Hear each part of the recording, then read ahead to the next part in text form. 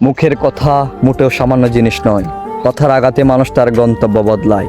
কখনো একটা তুচ্ছ বাক্যই নিঃশব্দে ভেঙে দেয় ভিতরের সব শক্তি।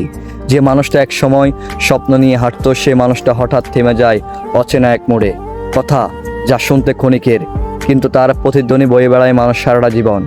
হাসির আড়ালে লুকিয়ে থাকে হাজারটা কষ্ট, আর সেই কষ্ট থেকে জন্ম নেয় ঘৃণা আর প্রতিশোধ।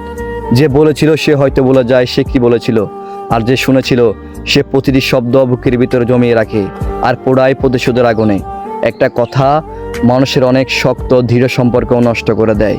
একটা কথা মানুষকে বাঁচার ইচ্ছেটাই শেষ করে দেয়। তাই কথা বলার আগে একটু থেমে যাও, কারণ শব্দের আঘাত রক্ত ঝরায় না, তবু মানুষকে ভিতর থেকে মেরে ফেলে, ধীরে ধীরে, নীরবে, চিরতরে।